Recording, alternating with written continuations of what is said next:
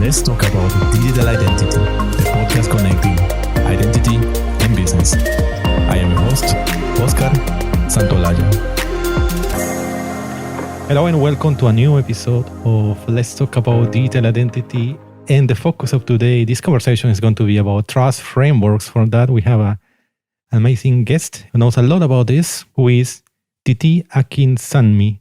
She's a public policy thought leader on the digital economy, focused on shaping an enabling environment for innovation. A thought leader, coach, and mentor, Titi has served as a Berkman Klein Fellow, the Faculty of Law at Harvard University, from 2018 to 2020, an advisory and steering committee board member at Good ID with the World Economic Forum's Global Future Council on the Digital Economy, and on the strategy and advisory team on digital identity.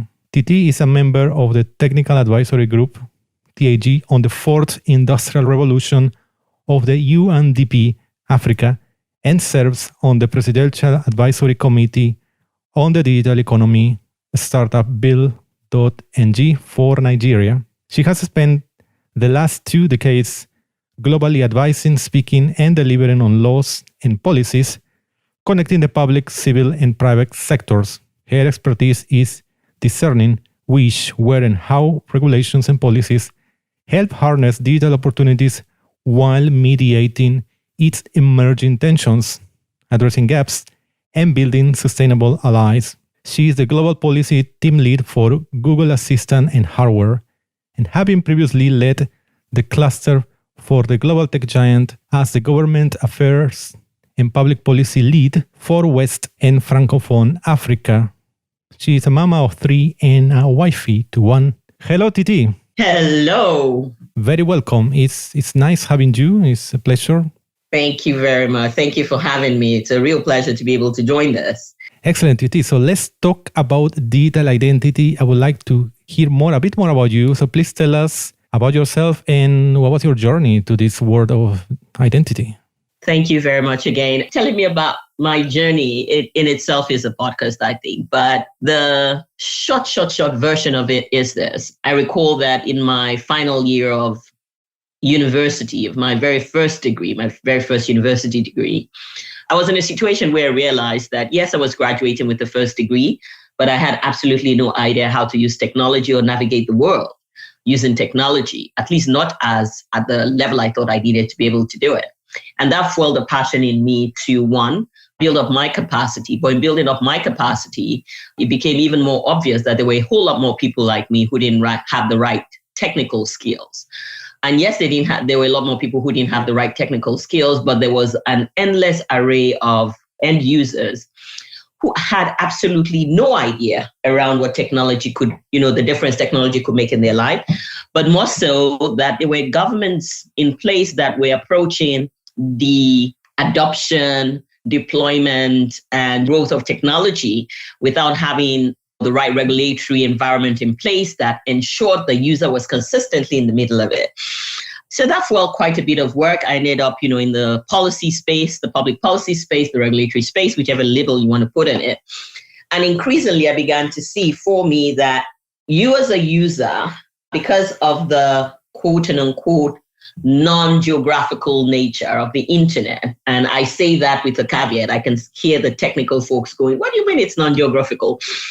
You could literally adopt a variety of persona, a variety of identities. And, concurrent with that was an increasing shift or growth in the use of new technologies that more or less was pulling the world as we used to know it into the digital space. So there was increasing measures around securing your existing personal information, increasing measures around being able to port your data, your personal data, so to say, as well as, there were human beings who were deciding I'm going to be XYZ in this space, but I will be XYZ in that space. And that for me is at the core of all the conversations around data, around privacy. It's the end user and into the digital space and what they choose to adopt and use it for. So to some extent, if you're asking, okay, telling you about myself, I'm a policy wonk. Everything I do resonates and returns to the place of putting in the right structures, whether it be policies, regulations, laws, legislation, find whatever label you want to find for it, but ensuring that the digital world can not just grow and continue to innovate, but that the end user, the consumer, the human being, at least for now, the human being behind it or making use of it does not get lost. Yeah, I mean, super interesting that even though I think you didn't study technology, right? But you graduated and you had this interest about knowing more in technology and having this genuine interest for the ultimate user, the end user. So. Yes, absolutely. My first degree that I was referencing is not even in technology at all. My first degree is in English. English language with 2 minors in French and literature. So you can imagine the kind of educational system I was in where, yes, I was getting this first degree and I could do amazing things with it. But nobody had thought it was important for me to be equipped, right, with the technological skills that will enable me operate in the years post Y2K. And I'm dating myself by saying Y2K. But that gives you some context. But part of what I did, I am an entrepreneurial soul. Yes, policy wonk first, but I'm a Nigerian by birth, so I have the hustle spirit in me. When that incident happened, part of what I did was deliberately brought my skills to bear. I made a snack that is very ubiquitous across West Africa, chin chin. I sold those to a plethora of people, and I sent myself to evening computer school, which was my first foray formally post high school, where you had to take computer science as part of your course. So I spent the next plus or minus about 18 months in the evenings while working during the day, learning everything I could about the computer, from computer language all the way through to how to be a good hacker, all the way through to the many uses of it. And it was in this process that I got connected to what was the World Summit on the Information Society. And I actually then led that process from a youth angle and ensured that while policies were being written at the UN level, they were not leaving out. They actually had been, but then they were not leaving out young people who are actually at the forefront of innovating with technology and adopting it and making use of it. And that's what's led more or less to this space now. Well, I can see. So also entrepreneurial from the very beginning of your professional career. Oh, yes. It's a very deliberate choice. I grew up in an environment with parents, and I'm appreciative of this. They were perfectly imperfect, that consistently demonstrated to us that, yes, have an education, but more importantly, and this is the way it's put in my culture, have skill sets that you can make use of your hands, make use of your physical being, right, to be able to deliver and make sure you can earn. And that has paid off for me. So if for any reason this policy side does not really work, I can open up a hair salon and do great with that. Or I can actually open up a restaurant and cook great African food. Wow. You have a lot of backups for yes, for career. Do. And I'm sure you will enjoy that. Yeah. The way I hear you. Don't worry. When we do eventually meet in person, I owe you a meal. Wow. Thank you very much. Fantastic. Well, fast forward to these times. I know now you are based in Canada and you work with different global initiatives, and a lot is related to the trust frameworks. So, in these trust frameworks are being developed across the world. So, tell us a bit of some insights into what you are seeing right now in terms of trust frameworks. I will start off by saying this, right? That digital identity has, quote unquote, become increasingly mainstream. Over the last, plus or minus 7 years, the conversation has moved away from purely technical spaces or policy-oriented spaces to, being featuring more in day-to-day conversations. And that has meant that there is a plethora of, what do we call it? Digital identity systems that have been developed from Australia to Canada to, Sub-Saharan Africa, South Africa, Nigeria, all the way through to Estonia as well. There have been leaders, right? Either governments or even industries that have developed trust frameworks that enable digital identity. But not all of them have always come from the point of entrenching trust, right, in the digital economy. But before I go here, first, I can hear the listeners going, okay, so what are you talking about? First, what is digital identity? What is a trust framework? Digital identity is a set of potentially credentials, things that can be presented in the digital space that helps, confirm that you are who you are. So in light of that very simplistic definition, right, we've only got so many minutes, a trust framework typically describes a set of auditable business, technical, or even legal rules that apply to the identification, authentication, and authorization of accessing resources across organizations or across a network, right? So that such a framework then enables that these systems and the services that they offer can be trusted and ultimately mass adopted. And that's on the side of those offering particular services. On the side of the end user, trust frameworks are in place to be able to verify, authenticate that you are who you say you are when you want to access those services. So I'll talk real quick around, the kind of trust frameworks that we're finding in general, starting with my current home. Here in Canada, there's the Pan-Canadian Trust Framework, which is very user-centric in the kind of requirements it has. So think choice, control, all of it built on the notion of privacy by design, right? A deliberate inclusion in the design of technology that is privacy focused, privacy first, so to say, which is a foundational element for anything that you're doing on the platform. If you look at the PCTF website, that's the Pan-Canadian Trust Framework website, it says it's designed for it to be suitable for digital identification, authentication, online credential, authorization systems, et cetera, et cetera, et cetera. And they have put it in place to be used by government entities, citizens, or business partners. So that's for Canada. And I'm being very deliberate about not mentioning, the likes of the US, which has the digital identity guidelines and the Federation and Assertions framework, which you can reference. I'm being very deliberate about speaking to other spaces that are not seen as digitally dominant in the digital economy space, right? We also have the European Union, which historically included the UK, but, we talk in Brexit this morning.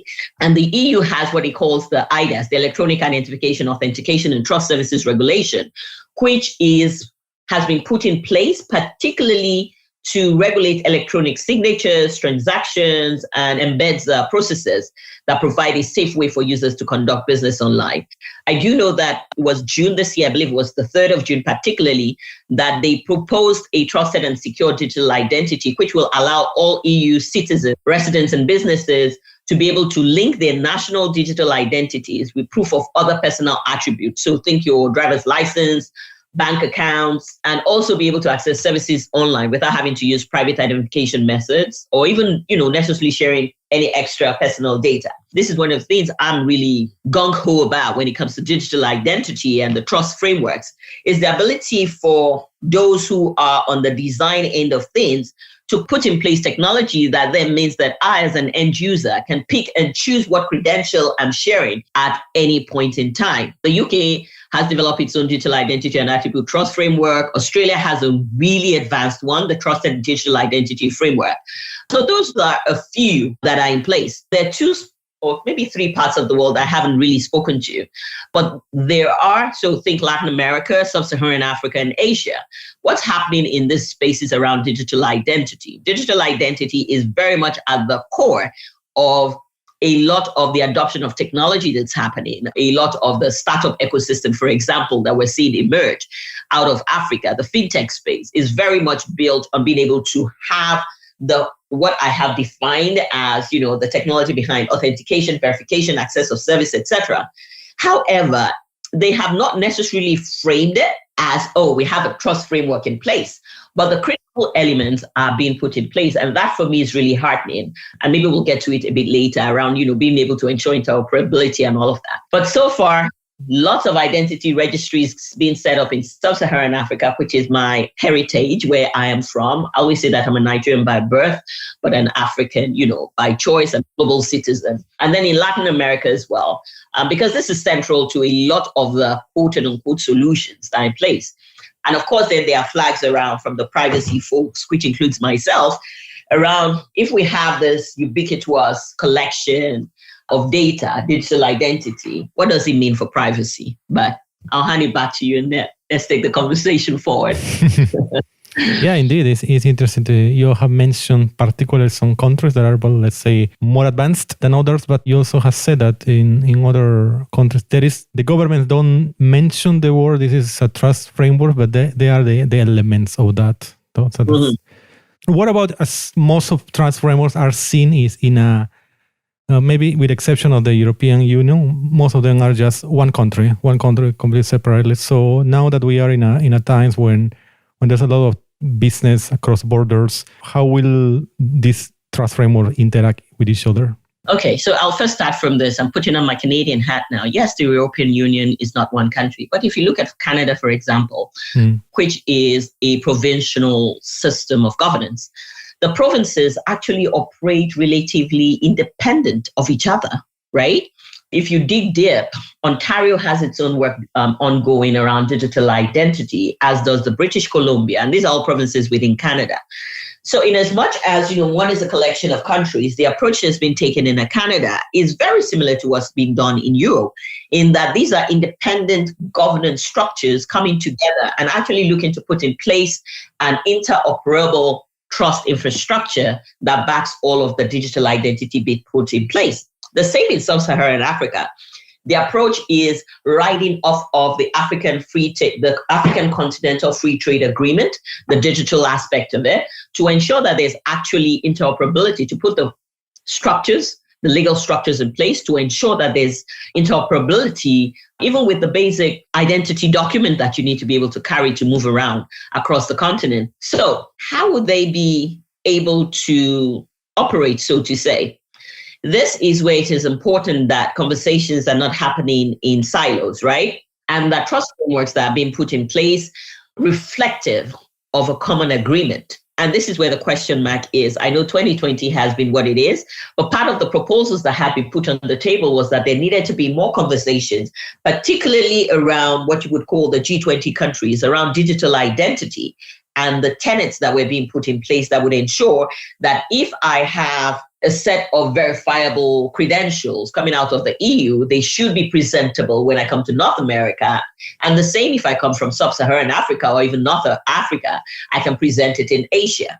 Now, if you allow me, I'll take a quick pause and say that this would have gone a bit slower. But and this is not in any way good or a sign of that the pandemic has been great, but one of the things the pandemic, the COVID-19 pandemic has forced us to do is not just sit as individual countries and figure out how you can ensure people are safe and steady while not violating their privacy rights, but also force us as humans on this earth to interact and connect a whole lot more.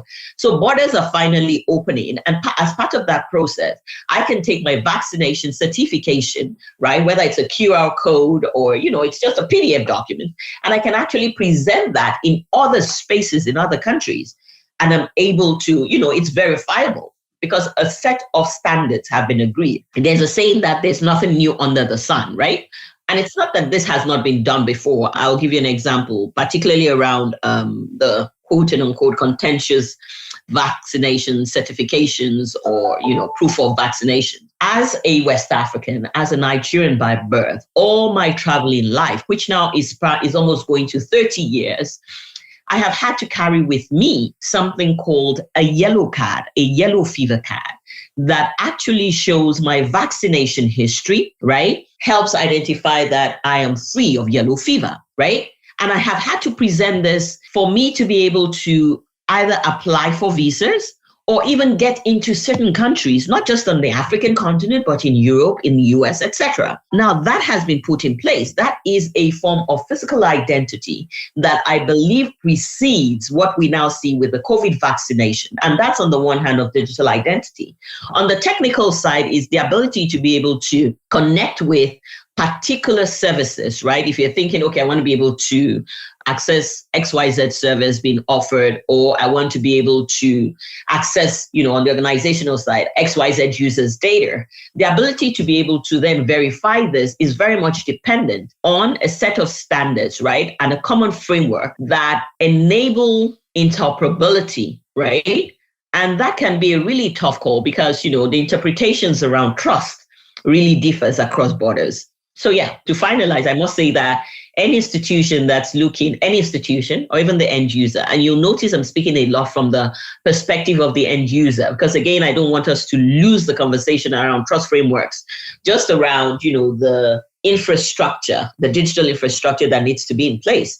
Is that for any institution, there's predictions that by 2023, any organization that wants to be able to instill digital trust and wants to participate at the very least in 15% more ecosystem will need to sign up in one way or the other to a digital trust framework. But I do think the technology is in place. We just need to be able to agree. Yeah, exactly. I see. With the example you have mentioned, yes, technology. Most of technology is available already. It's a matter of agreeing between the trust framework between the countries. Something else I would like to, jumping a bit off topic, or something else I'd like to hear from you is, as you work closely with data privacy, you have mentioned a few times, and now you are sitting on the board of the Good ID. Please tell us more about what is Good ID and how it's spreading the word about its project. Yes, I must say, I will start from when I first got the call, Oscar, that when I was told, would you please join the advisory board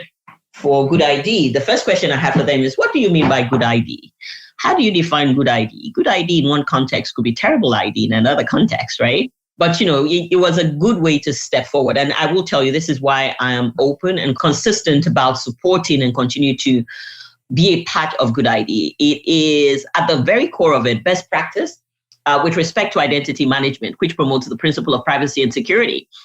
So its practice, it is a movement, a series of conversations, a series of standard setting that pushes for the centrality of privacy and security, either on the infrastructure building side, the digital infrastructure building side, on the end user side, or on the governance side, whether they be governance from government or from elsewhere. Good ID is a valuable identity management approach that allows everyone without restrictions to not just participate, but to play an important role in their own identity management. And I think it's important to emphasize that each one is able to play an important role, a critical role in their own identity management. So you can think of the gamut of being able to fully grasp as an end user what digital identity is and how you can manage it as an end user, all the way through to the one who is looking to innovate to provide some services at any of the parts of digital identity for them to have a full understanding of how they can participate. Good ID uses the principles of inclusion, transparency, and accountability in entrenching public trust in ID management. And some would ask, why is this necessary? Because, there has been, the biggest fear is that 1984 by George Orwell will come to pass, meaning Big Brother will constantly be able to control. Some would say that's already in place, but I would argue that actually it's not in place.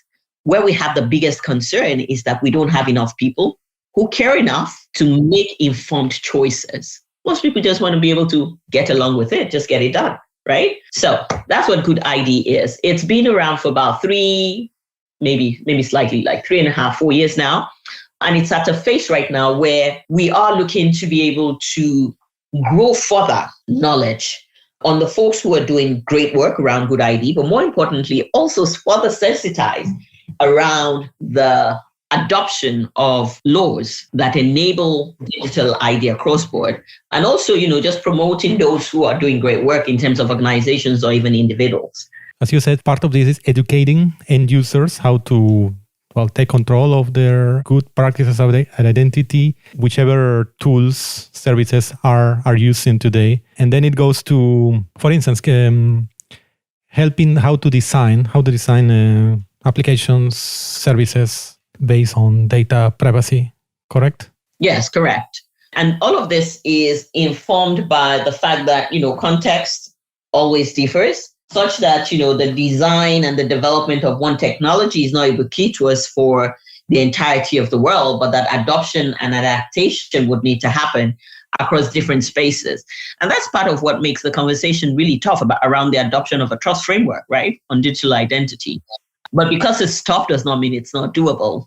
Yeah, absolutely. Like with trust frameworks, every country has different reality in terms of the services, both public and private. So it's, Yeah, it certainly does. It certainly does. And, for those who have an interest, I would say that they should go spend a bit more time just walking through what the Pan-Canadian Trust Framework speaks to, as well as the Australian model.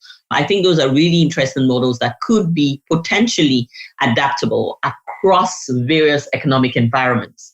Nothing against the IDAS, actually, but it can be quite onerous. That's the EU Trust Framework. And Good ID, where is operating the most nowadays? I guess the idea is to be global, correct? But right now, where has more presence? Oh, Good ID. Good ID is definitely global. You cannot go to a particular office and identify, oh, this is where Good ID is. That's why I said it's also a movement.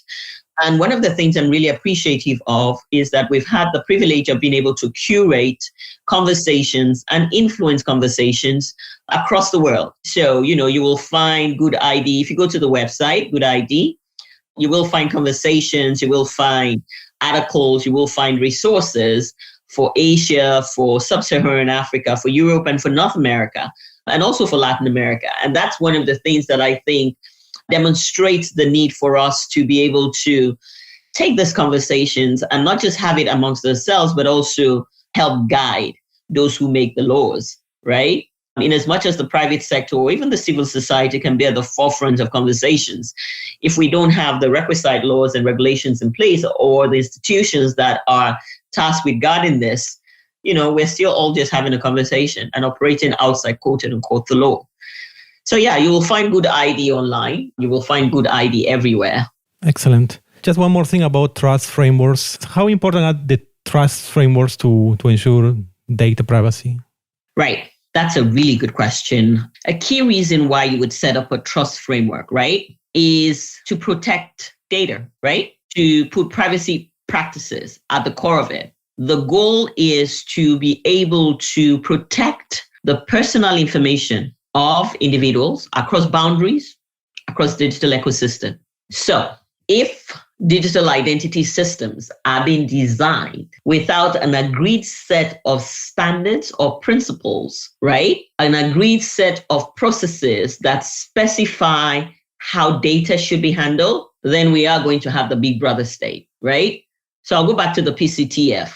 It's again around instilling confidence of end users that there is protection in the disclosure use of their identity and personal information, while ensuring that secure and privacy-enhancing services are readily available, right? So the trust framework is around ensuring that there's efficiency, that effectiveness is happening, meaning you can do what exactly you set out to do, either as a service provider, an authenticator in the process. And that, there's ongoing confidence in digital services being provided. It's an ongoing work. I don't think it's one that you start. It's about having the right processes and systems in place to ensure that this does not change. And being able to say it in really simplistic terms, not just in technical terms. A final question for all business leaders listening to us right now. What is the one actionable idea that they should write on their agendas today? Amazing. All business leaders, meaning across sectors, not specific to one. It's this. And this is known, it's not an idea or thought that I assume they would not have had. If you're going to write anything into your agenda, it's this. Privacy, data privacy, particularly around personal information, is not an issue that will go away. So if there's any actionable thing you can do, it's this, that at the core of innovating either an idea, a new technology, or delivery of a service, that you put privacy first. That's one.